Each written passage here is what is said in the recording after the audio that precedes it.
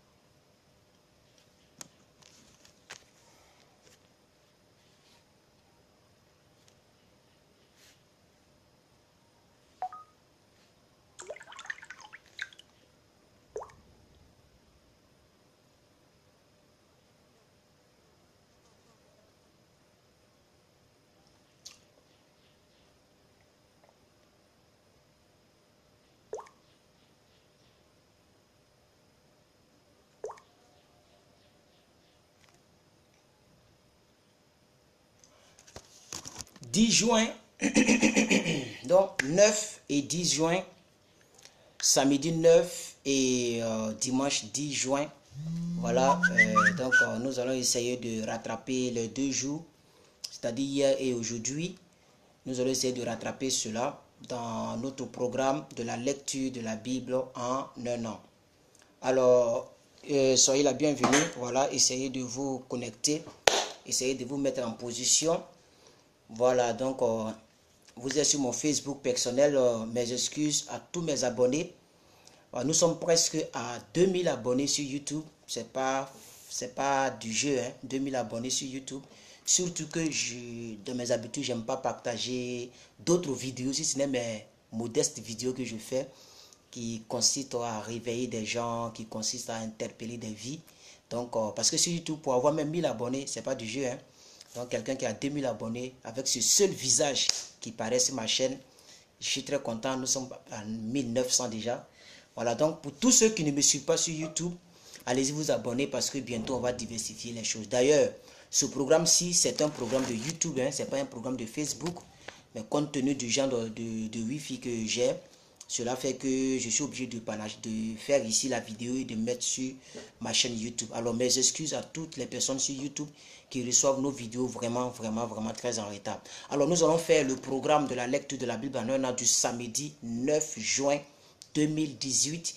Et je vais couper la vidéo pour revenir. Et nous allons faire le programme de la lecture de la Bible en un an du dimanche. On va faire ça comme ça. Alors selon le programme ici, voilà. Selon le programme, nous lisons, voilà, donc c'est donné ici. Donc, bonsoir à Maman Chris Manim qui donne ici. Romains chapitre 6, voilà, Romains 6, Romains 7. Ok, donc, Romains 6 d'abord. On va lire Romains 6 et après nous allons lire les 13 premiers versets du Romains 7. J'espère que c'est ça, hein. Le 9 juin, voilà, Romains 6 du verset 1 au verset 23. Voilà, Romains 6 du verset 1 au verset 23. J'espère que vous avez passé un bon dimanche. Et si tel est le cas, Dieu merci. Vous savez, les dimanches, je suis toujours épuisé. Quelqu'un me dit, mais pourquoi tu ne prêches pas les dimanches? Mais les dimanches, chacun a écouté la parole de Dieu. Il ne faut pas que je vais venir mélanger les gens. Je prêche du lundi au vendredi, ok? Voilà. Alors les dimanches, il faut laisser les gens se reposer. Facebook, ce n'est pas quand même une plateforme pour embrouiller les gens quand même. Romains 6, 1 à 23. Donc, si vous voulez tout le chapitre de Romains 6, ok? Alors, nous sommes dans le grand 5 de notre livre. Le livre était divisé en combien de parties? J'avais dit, attendez, je regarde, en 7 parties. Et nous sommes dans notre grand 4, excusez-moi. Nous sommes dans notre grand 4 parce que c'est un chiffre romain, il y a tellement longtemps. Le V et le 1 derrière, ça fait 4, d'accord? Grand 4 qui concerne la sanctification par l'union avec Christ en sa mort et en sa résurrection. Alléluia, gloire à Dieu. Ah, alors le petit 1 dans ce grand 4 va nous parler de l'identification avec Christ dans sa mort et dans sa résurrection. Nous sommes identifiés par sa mort et par sa résurrection. Il va nous parler de cela du verset 1 au verset 10. On y va, c'est parti. Il dit, que dirons-nous donc? Que dirons-nous donc? Demeurerions-nous dans le péché afin que la grâce abonde? Parce que les gens ont tendance à prêcher un peu sur la toile. Là où le péché abonde, la grâce surabonde. Alors, je vous ai dit que l'apôtre Paul, c'est quelqu'un qui est venu rétablir. Il est venu, je ne sais pas, comment je peux le qualifier cet homme-là? Il est venu réinterpréter le véritable christianisme. Oui, la véritable chrétienté. Ah oui, l'apôtre Paul est venu donner une définition claire et propre et précise, sans avoir peur de quelqu'un. Oui, c'est pourquoi vous allez voir que Romains chapitre 8, il va dire, je n'ai point honte de l'évangile. Ok? Bon, bref. Donc, que dirons-nous donc? Demeurerons-nous dans le péché afin que la grâce abonde? Il dit, loin de là. Nous qui sommes morts au péché, comment vivrons-nous encore dans le péché?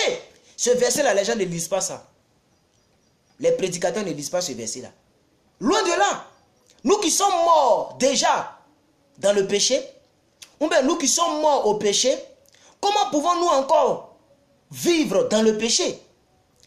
Ignorez-vous que nous tous qui avons été baptisés en Jésus-Christ, c'est en sa mort que nous avons été baptisés. Nous avons donc été ensevelis avec lui par le baptême en sa mort, afin que comme Christ est ressuscité, ou si vous voulez, de la même manière que Christ est ressuscité d'entre les morts à la gloire du Père, de cette même manière, nous aussi, nous marchions en nouveauté de vie. Le chrétien doit marcher en nouveauté de vie. L'anglophone dit de lifestyle. C'est ça, non? On met lifestyle, je ne sais pas comment on prononce ça, mais il faut un nouveau style de vie que le chrétien devrait avoir. Mais malheureusement. Alors il dit au verset 5, en effet, c'est une explication quand, pour ceux qui ont fait les études, c'est ça. En effet, ça explique quelque chose. En effet, nous, si, une condition. Si nous sommes devenus une même plante avec lui par la conformité en sa mort, nous le serons aussi par la conformité en sa résurrection. Sachant que notre vieil homme a été crucifié avec lui. C'est ça le christianisme. Est-ce que ton vieil homme a été crucifié avec Jésus? Tout le temps que tu passes de veillée en veillée, tu expliques ta vie à tous les hommes de Dieu. Tu écris à tout le monde. On ne sait pas quel miracle tu cherches. Est-ce que ton vieil homme, il dit sachant que, au verset 6, que notre vieil homme a été crucifié avec lui, afin que le corps du péché soit réduit à la puissance. Le corps du péché, masturbation, critique, injure, médisance, que ce corps-là soit réduit à l'impuissance pour que nous ne soyons plus esclaves du péché. Mais on est chrétien, ça fait 10 ans, et ça fait 10 ans on se masturbe, et ça ne nous intéresse, ça ne nous dit rien. Non, Dieu ne regarde pas au corps, Dieu regarde, non, il n'y a plus de condamnation pour ceux qui sont en Christ. Donc si tu as accepté Jésus, tu peux vivre comme tu veux. C'est dans le même livre de Romains que c'est écrit, hein, Romains 8. Il n'y a plus de condamnation. Mais avant ça, Romains chapitre 6, il dit au verset 6. Romains 6, 6. Sachant que notre vieil homme a été crucifié avec lui, ça a été déjà crucifié avec lui, afin que le corps du péché soit réduit à l'impuissance, pour que nous ne vivions plus, nous ne soyons plus esclaves du péché. Car celui qui est mort est libre du péché. Je ne sais pas quel thème du message ils t'ont prêché dans ton église aujourd'hui, mais voici l'évangile qui peut sauver ton âme. Car celui qui est mort est libre du péché. Or, si nous sommes morts avec Christ, nous croyons que nous vivrons aussi avec lui, sachant que Christ ressuscité des morts ne meurt plus jamais. La mort n'a plus de pouvoir sur lui, car il est mort et c'est pour le péché qu'il est mort une bonne fois pour toutes. Il est revenu à la vie et c'est pour Dieu qu'il vit. Bon bref, allons-y au verset 11. Alors, le petit 2 dans cette affaire de sanctification en l'union avec Christ en sa mort et à sa résurrection, c'est-à-dire on doit se sanctifier en voyant la mort de Jésus et la résurrection de Jésus. Petit 2, il dit, par la mort à l'ancienne vie, la soumission à Dieu pour une nouvelle vie. C'est ça 2 Corinthiens dit, si quelqu'un est en Christ, cette personne est une nouvelle création, une nouvelle créature. Les choses anciennes sont passées. C'est ça qui traduit ici. Premier point, on vient de lire ici l'identification du chrétien. Deuxième point, voilà ce qu'il dit au verset 11. Il dit, ainsi vous-même. C'est pas l'homme de Dieu. J'ai vu une sœur qui a posté, je ne sais pas si c'est ce matin avant de partir à l'église, mais hier nuit avant de dormir, elle a posté, non, aidez-moi. Le groupe dans lequel elle a posté, le groupe s'appelle Les Amis de Jésus-Christ. Elle a posté, mais les gens l'ont bien recadré en commentaire. Et j'ai aimé les commentaires des chrétiens. Non, mon copain m'a parlé mal. Il m'a fait tant. Tu te confies aux païens, on te parle mal. Tu te confies au pasteur aussi. Je ne sais pas ce que le pasteur lui a dit, mais le pasteur m'a dit qu'il n'a pas le temps. Mais le pasteur m'a dit que de prier. Oh, qu'est-ce que je dois faire? En bon? Donc, si ton pasteur n'a plus le temps pour prier pour toi, mais si tu l'appelles à minuit et qu'il ne décroche pas, tu ne vas rien faire pour ton enfant qui est malade, qui a fièvre. Tu ne sais-tu pas que le salut est personnel? Alors l'apôtre Paul dit ici, aussi vous-même. Ce n'est pas quelqu'un qui va venir te mettre en face de ton péché pour dire qu'il faut changer de vie. Oui, très bientôt, je n'aurai plus le temps de faire beaucoup de vidéos comme je le faisais avant. On va se débrouiller. Bon, il y a tellement de gens qui font des vidéos. J'espère qu'ils vont prêcher la doctrine biblique. Parce qu'il n'y a pas un seul livre que je n'ai jamais prêché. De Genèse à Apocalypse, j'ai tout prêché. Il n'y a pas un seul thème que je n'ai pas prêché. Ainsi vous-même, regardez-vous comme mort au péché et comme vivant pour Dieu en Jésus-Christ. C'est vous qui devez vous regarder comme ça. Ce n'est pas quelqu'un qui est obligé de t'interpeller tout le temps. Donc de toute ta vie, on doit t'interpeller. Toi-même, arrivé à un moment, prendre une décision. Verset 12, ce n'est pas une prédication, je vais faire la lecture, je vais avancer, ok? Je vais plus détailler. Verset 12, il dit que le péché ne règne donc plus. Non, non, ici, ce n'est même pas plus, c'est point. Insistance. Que le péché ne règne donc point dans votre corps mortel et n'obéissez pas à ses convoitises. Il n'y a pas un autre nom, ou bien un surnom du péché. Le péché, c'est le péché. On dit le péché ne doit plus régner sur toi. Verset 13. Ne livrez pas vos membres au péché comme des instruments d'iniquité, mais donnez-vous vous-même à Dieu. Oh oh, ça va te frustrer. Hein? On dit il faut te donner toi-même à Dieu. Il faut te donner toi-même à Dieu. Quelqu'un ne va pas prendre ton cœur pour dire convertis-toi. Daddy est converti. Ce n'est pas quelqu'un qui m'a converti. Ce n'est pas quelqu'un qui m'a converti. Ce n'est pas quelqu'un qui m'empêche d'envoyer des fiches chez moi. Regardez comment c'est calme. Il n'y a personne. Personne, nobody. Je peux faire ce que je veux. Si je coupe la vidéo, je peux faire ce que je veux. Vous me voyez? Est-ce que vous me voyez? Mais c'est comme Joseph. Je ne peux pas sortir avec toi, Madame Potiphar, même si tu es belle et que ton mari a l'argent. Même si ton mari a le pouvoir de me foutre en prison, je ne dois pas le faire parce que je suis un chrétien. On n'a pas besoin de partir chercher un bishop pour vous prêcher ça. Alors quand on met le titre, la Bible en un an, les gens sont très peu. Mais si je mets prophétie en direct, il y a un frère là, un frère ivoirien. Lui, il met prophétie en direct. Toutes les vidéos qu'il fait, il ne fait que donner prophétie en direct. Mais les vies des gens ne changent pas. Et je suis allé regarder tous ceux qui commentent. Et j'ai reconnu mes followers parmi ceux qui commentent. Mais c'est les mêmes qui viennent nous dire qu'elles ont toujours des problèmes dans leur couple. Elles ont toujours, malgré les prophéties là, elles ont toujours des problèmes. Quelle est la prophétie qui ne change pas ta vie? Prends la Bible, il faut la lire, il faut changer de vie. N'est-ce pas que c'est toi-même qui as choisi ta filière lorsque tu partais à l'école? Ce que tu as mangé aujourd'hui, on t'a imposé? Est-ce que quelqu'un t'a envoyé à la police parce que tu dois te laver? Bon, la vie est... Donc il dit, verset 13, je reprends le verset 13. Ne livrez pas vos membres au péché comme des instruments d'iniquité, mais donnez-vous vous-même à Dieu, comme étant vivant de mort que vous étiez, et offrez à Dieu vos membres. On dit vos membres, vos membres. La main que tu prends pour te masturber, là, ça, faut donner ça à Dieu. Et offrez à Dieu vos membres comme des instruments de justice. Troisième point, dans ce chapitre 6. On est toujours en train de voir la sanctification par l'union avec Christ en sa mort et en sa résurrection. C'est comme une prédication. Hein. Ça là, c'est comme une prédication. On n'a même pas besoin de développer. Il est en train de prêcher ici. Moi, je suis en train de lire.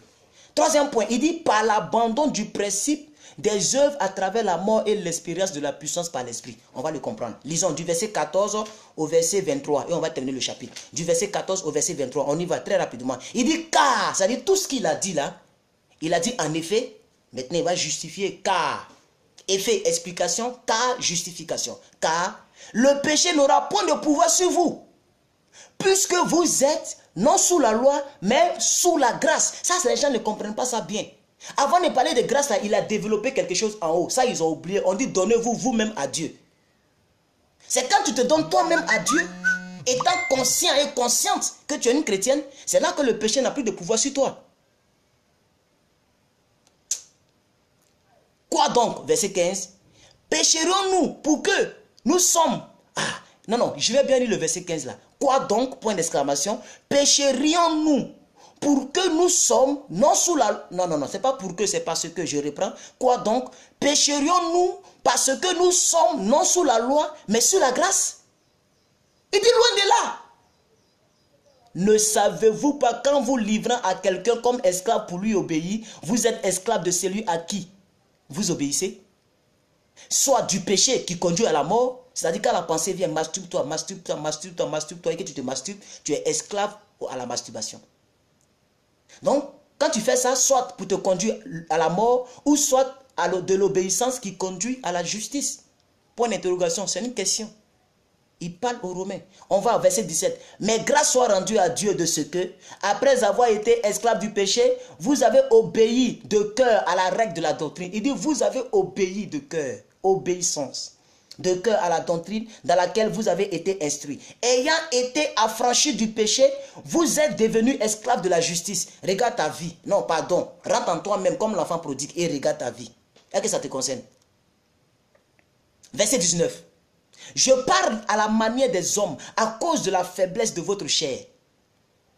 De même que vous avez...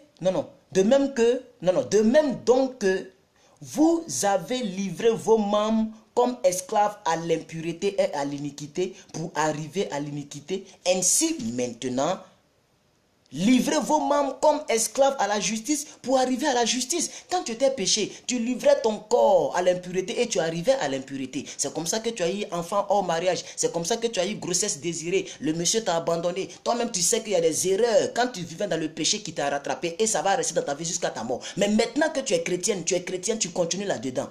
Non, il faut aussi livrer ton corps. Est-ce que vous comprenez? À la vérité, à la justice, pour que ça te conduise à la justice. Afin que tu sois justifié. Parce que plus tard, quelque part plus haut, il va dire, ce que Dieu a connu d'avance, il a aussi appelé, il les a justifiés. Mais avant que Dieu ne t'appelle et qu'il ne te justifie, il faut devoir toi-même livrer ton corps comme un objet de justice. Dieu ne justifie pas n'importe qui. Dieu a justifié David parce que David, malgré son péché, il s'appuyait sur Dieu.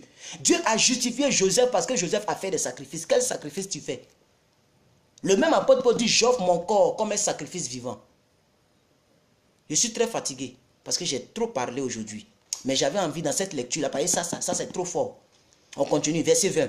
Car lorsque vous étiez esclaves du péché, vous étiez libres à l'égard de la justice. C'est-à-dire vous faisiez ce que vous voulez, malgré que la justice était là. Quels fruits portiez-vous alors? Des fruits dont vous rougissez aujourd'hui.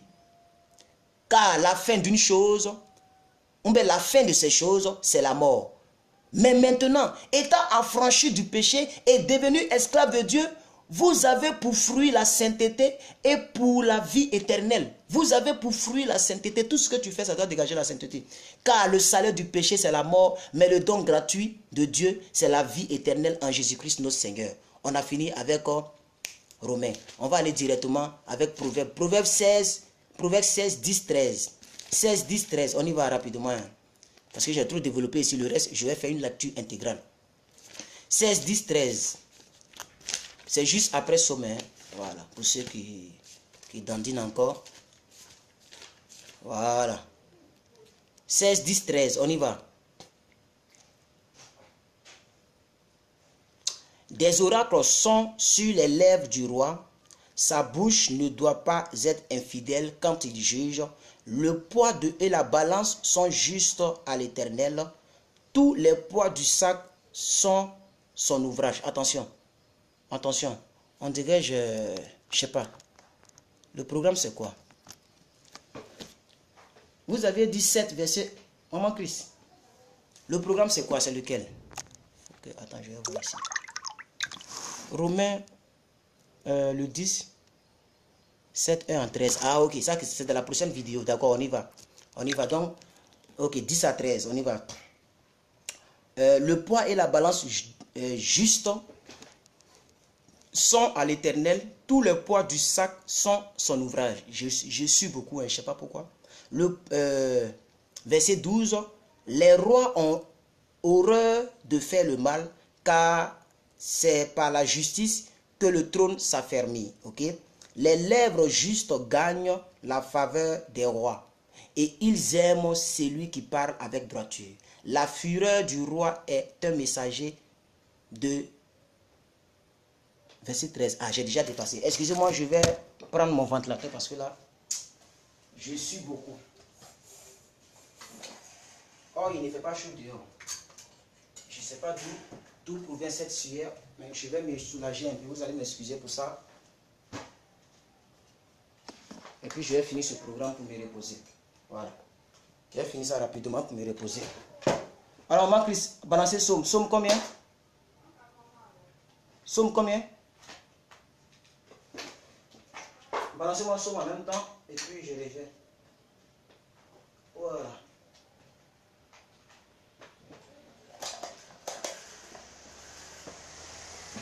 Ok, c'est bon. Là, ça me soulage. Si vous m'entendez, tant mieux. Psaume 127, d'accord. C'est juste avant Proverbe. Est-ce que vous m'entendez? Si vous m'entendez, je veux une seule personne pour dire oui. Psaume 127. Alors, les enfants sont un héritage pour Dieu. Les enfants sont un héritage pour Dieu. Les enfants sont un héritage pour Dieu. Les enfants sont un héritage pour Dieu. Les enfants sont un héritage pour Dieu. On va lire ce psaume-là. Cantique des degrés, psaume de Salomon. Donc, c'est le même Salomon qui continue, ok? Aujourd'hui, ce n'est pas David, c'est Salomon, ok? Si l'Éternel ne bâtit la maison, donc vous voyez, on voit même la sagesse ici. Voilà, on sent même la sagesse dans ce psaume-là. Si l'Éternel ne bâtit la maison, ça s'appelle les gens tout le temps. Si l'Éternel ne bâtit la maison, ceux qui la bâtissent travaillent en vain. Si l'Éternel le garde la ville, celui qui la garde veille en vain. En vain, vous vous levez de bon matin, vous vous couchez tard, et vous mangez le pain de douleur. Il en donne autant à ses bien-aimés pendant leur sommeil. Voici, des fils sont un héritage à l'Éternel. Le fruit des entrailles est une récompense comme les flèches dans la main d'un guerrier. Ainsi sont les fils de la jeunesse, heureux l'homme qui en accomplit son carquois. Il ne sera pas confus quand ses fils parleront avec des ennemis à la porte. Bien. Je pense qu'on est dans quoi? Samuel, non? On est dans Samuel. Attendez, je regarde. 2 Samuel, on a fini 2 Samuel, je crois. Donc, on est dans 1 roi 1, verset 1 à 1 roi 1. D'accord, donc 1 roi 1. Merci, maman, c'est ça. C'est ça, 1 roi 1. Donc, on a fini Samuel la fois dernière. On va lire maintenant 1 roi, 2 rois, ok? Donc, je vais faire un petit... Je vais finir avec... Je vais faire un petit... on va essayer de parler un peu de roi. Qu'est-ce qui se passe là-dedans? Alors, le livre de roi est écrit par un auteur qu'on ne connaît pas, ok? Donc, l'auteur, on ne le connaît pas. Mais par contre, le thème, on connaît ça. C'est l'unité du royaume après le schisme. On va expliquer ça. Bon, on va lire ça, on va comprendre, ok? Voilà. Donc, on va lire aujourd'hui les derniers jours de David. David a vécu, il a eu des concubines, il a fait tout ce qu'il voulait faire. On va lire les derniers jours de David aujourd'hui. On y va. Donc, il est un peu long. Le chapitre est long. Donc, je serai très rapide. Hein. Voilà, parce que ça fait 53 versets. Et les versets là sont gros. On y va. Le roi, hein, on lit d'abord la vieillesse du verset 1 au verset 4. Le roi David était vieux. Il était vieux, avancé en âge. On le couvrait de vêtements et il ne pouvait se réchauffer. Ses serviteurs lui dirent que l'on cherche pour mon roi une jeune fille vierge. Même dans sa vieillesse là, la seule chose qui maintenait le roi en vie, c'était une fraîchenie. ce qu'on appelle en Côte d'Ivoire la freshning. Donc, qu'on envoie une jeune fille vierge, qu'elle se tienne devant le roi, qu'elle le soigne et qu'elle le couche dans son sein et que le roi se réchauffe. Verset 3. On chercha dans tout le territoire d'Israël une jeune fille et belle fille et on trouva Abishad, la Sunamite, que l'on conduisit auprès du roi. Cette jeune fille était fort belle. Elle soigna le roi et le servit, mais le roi ne la connut point. Il n'avait même plus de force pour faire des rapports, ok? Alors, on va voir le complot d'Adonijah. Le complot d'Adonijah. Adonijah, fils de Haggith, se laissa emporter par l'orgueil jusqu'à dire: c'est moi qui serai roi. Et il se procura un char et des cavaliers et 50 hommes qui couraient devant lui. Son père ne lui... J'aime pas lorsqu'il y a des bruits extérieurs, quand je lis la parole de Dieu. Je ne sais pas pourquoi, mais j'aime pas. De nature, j'aime pas le bruit. Je ne sais pas pourquoi. Attends. Ma serviette a laissé des choses blancs. J'aime pas des bruits extérieurs. J'arrive, j'ai fermé ma porte.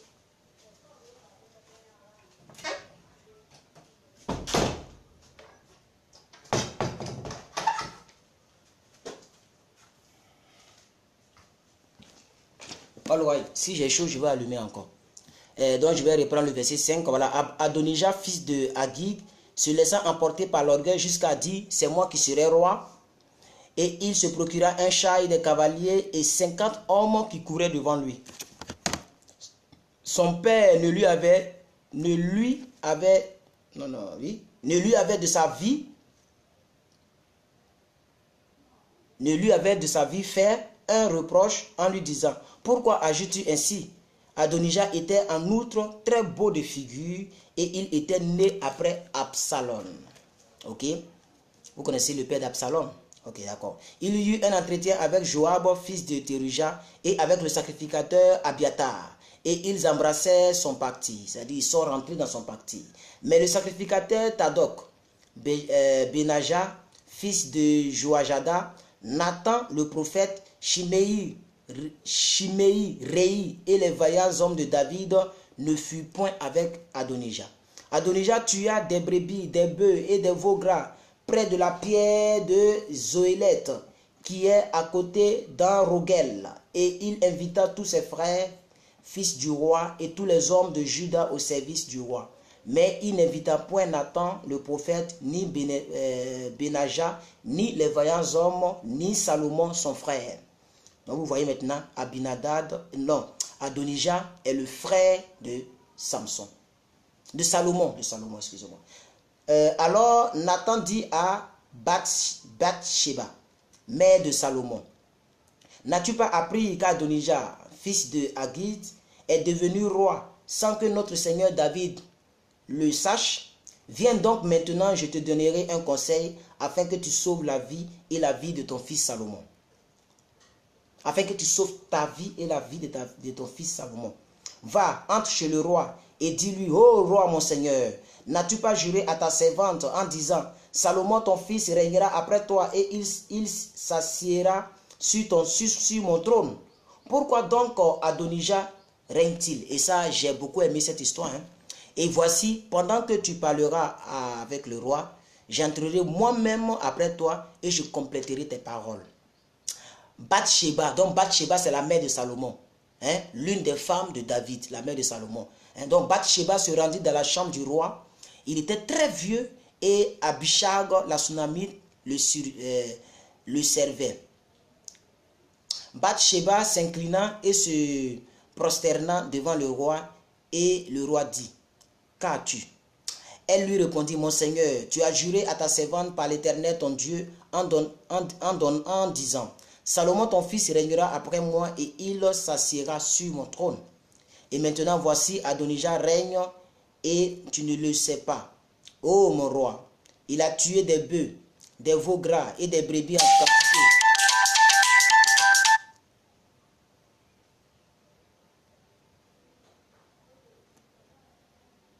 Tu es tout près là et puis tu m'appelles. C'est quoi ces histoires-là? tu veux me parler, il faut taper mon portail. J'aime pas ça. Ok. J'étais où là?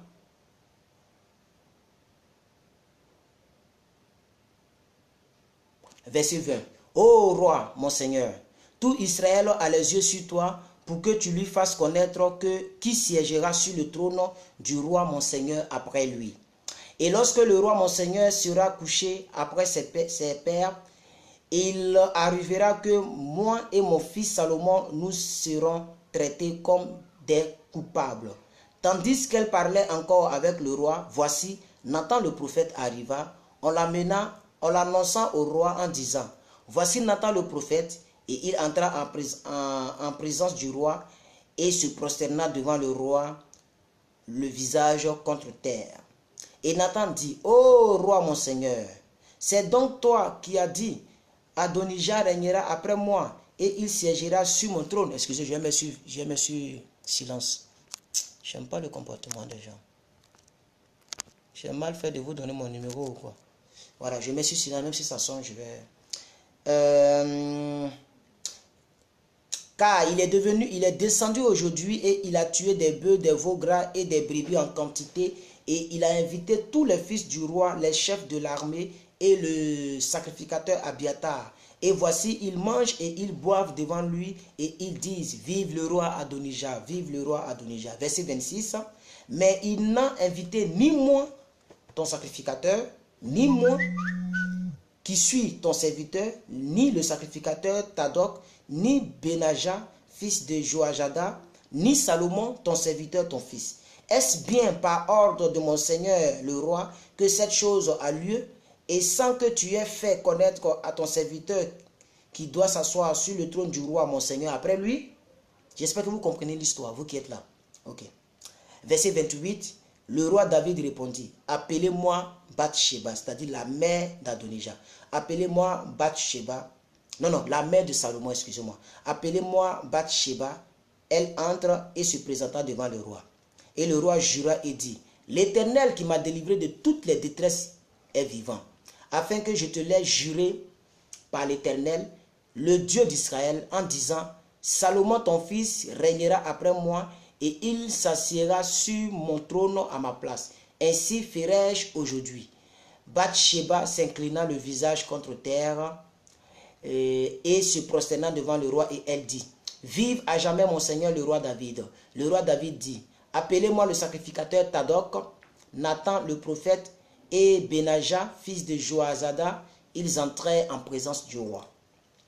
Et le roi leur dit, prenez avec vous les serviteurs de votre maître, faites monter Salomon mon fils sur ma mule et faites-le descendre à Guillaume. Au fait, la Bible, vous voyez ici, c'est l'histoire, les derniers jours, les derniers jours de David et comment est-ce que Salomon est monté au trône. Donc il y a un coup d'état qui est fait par un homme qui est le frère de Salomon qu'on appelle Adonijah, qui a fait un coup d'état pendant que le père David ne sait même pas que l'autre s'est autoproclamé roi. Donc il était en train de fêter dans la brousse quelque part là-bas. Et c'est ça que le roi maintenant prend un décret ici. Vous voyez? Est-ce que vous comprenez un peu? Voilà. Alors au verset 34, il dit là, le sacrificateur Tadok et Nathan le prophète l'oindront pour roi sur Israël. Donc de l'autre côté, le père David est en train de oindre Salomon. C'est ça qui va se passer. Vous sonnerez de la trompette et vous direz, vive le roi Salomon, vive le roi Salomon. Verset 35, il est écrit, vous monterez après lui, il viendra s'asseoir sur mon trône et il régnera à ma place. C'est lui qui, par mon ordre, sera chef d'Israël et de Juda. Benaja, fils de Joazada, répondit au roi, Amen. Ça veut dire, ainsi soit-il, qu'ainsi dise l'Éternel, le Dieu de mon Seigneur, le roi. Verset 37, il est écrit, que l'Éternel soit avec Salomon comme il a été avec le Seigneur, avec mon Seigneur le roi, et qu'il élève son trône au-dessus du trône de mon Seigneur le roi David. Alors Salomon sera encore oint pour une deuxième fois. Parce qu'il avait, rappelez-vous, David avait été oint l'autre côté par Samuel, le prophète Samuel, le fils de Anne. Vous vous rappelez très bien. Ici, Salomon avait déjà été oint par son père comme son successeur. Mais comme il y a un coup d'état qui se prépare contre son propre frère Adonijah, alors Salomon sera une seconde fois et il va monter sur la mule du roi Salomon. C'est-à-dire sur le cheval, si vous voulez. Hein, c'est ça, non? C'était le cheval, ou bien, je ne sais pas. La mule, c'est ça, non? Bon, c'est que sur là où David s'asseyait pour marcher, là, voilà, c'est là que Salomon va monter. On va comprendre ça tout à l'heure. Alors, lisons cela du verset 38 au verset 40. Salomon sera une seconde fois. On lit. Alors le sacrificateur Tadok descendit avec Nathan le prophète, Benaja fils de Joajada, les Kérétiens et les Pélétiens. Il fit monter Salomon sur la mule du roi David et il le menait à Guillaume. Le sacrificateur Tadok prit la corne d'huile dans la tente et il oignit Salomon en sonnant de la trompette, et tout le peuple dit: vive le roi Salomon, vive le roi Salomon. Verset 40. Tout le peuple monta après lui et le peuple jouait de la flûte et se livrait à une grande joie. La terre s'ébranlait par leurs cris. Alors, après cela, Adonijah sera contraint de revoir sa position de la rébellion et de la traîtrise. Lisons cela du verset 41 au verset 53 et nous terminons. Ce bruit fut entendu d'Adonijah et de tous les conviés qui étaient avec lui au moment où il finissait de manger. Joab, entendant le son de la trompette, dit: pourquoi ce bruit de la ville, ce tumulte? Pourquoi ce bruit de la ville en tumulte? Verset 42, il parlait encore lorsque Jonathan, fils du sacrificateur Abiatar, qui est différent de Jonathan, fils de Saül, il ne faut pas confondre, lorsque Jonathan, fils du sacrificateur Abiatar, arriva. Et Adonijah dit: approche, car tu es un vaillant homme, et tu apportes de bonnes nouvelles. Oui, répondit Jonathan à Adonijah, notre Seigneur le roi David a fait Salomon roi. Et il a envoyé avec le sacrificateur Tadok, Nathan le prophète, Benaja fils de Joazada, et les Carétiens et les Pélétiens, et ils l'ont monté sur la mule du roi. Le sacrificateur Tadok et Nathan le prophète l'ont oint pour roi à Guillaume. De là, ils sont montés en se livrant à la joie et à la ville, et la ville a été émue. C'est là le bruit que vous avez entendu. Salomon s'est même assis sur le trône royal. Et les serviteurs du roi sont venus pour bénir notre Seigneur le roi David en disant: que ton Dieu rende le nom de Salomon plus célèbre que ton nom, et qu'il élève son trône au-dessus de ton trône. Et le roi s'est prosterné sur son lit. Voici encore ce qu'a dit le roi: béni soit l'Éternel, le Dieu d'Israël, qui m'a donné aujourd'hui un successeur sur mon trône et qui m'a permis de le voir. Tous les conviés d'Adonijah furent saisis d'épouvante et ils se levèrent et s'en allaient chacun de son côté, se sont dispersés. C'est ça toujours la rébellion. De la manière tu viens au pouvoir, c'est comme ça que tu t'en vas. Ça c'est la vérité. Adonijah eut peur de Salomon, il se leva aussi, s'en alla et saisit les cornes de l'autel. On vint dire à Salomon, voici, Adonijah a eu peur du roi Salomon et il a saisi les cornes de l'autel en disant: que le roi Salomon me jure aujourd'hui qu'il ne fera point mourir son serviteur par l'épée. Salomon dit: s'il se montre honnête homme, s'il se montre un homme honnête, il ne tombera pas à terre un seul de ses cheveux. Mais s'il se trouve en lui de la méchanceté, alors il mourra. Verset 53 pour terminer. Et le roi Salomon envoya des gens qui le firent descendre de l'autel, et il vint se prosterner devant le roi Salomon, et Salomon lui dit: va dans ta maison. C'est clair. Tu peux faire une rébellion contre ton père spirituel. Tu peux faire une rébellion contre ton pasteur. Tu peux faire une rébellion contre un État. Mais si tu cherches vraiment à te réconcilier et que tu reconnais ton tort, que tu viens te prosterner, pas te prosterner comme un Dieu, ouais, bien sûr, mais tu viens reconnaître ton tort, je te jure que la personne vers qui tu as fait le mal va te pardonner. C'est ce que Adonijah a fait et Salomon a dit: va dans ta maison. C'est clair. Va dans ta maison. Quand tu reconnais les choses courent, ça marche. Alors, ça c'était la lecture d'hier qu'on devrait faire hier, mais à cause de l'électricité qui avait été coupée, je n'ai pas pu faire la lecture avec vous. Donc ça c'est la lecture de 161 jours de la lecture de la Bible en un an. Que Dieu vous bénisse. Je reviens tout à l'heure. Tout de suite même je reviens pour la suite de la vidéo. Merci.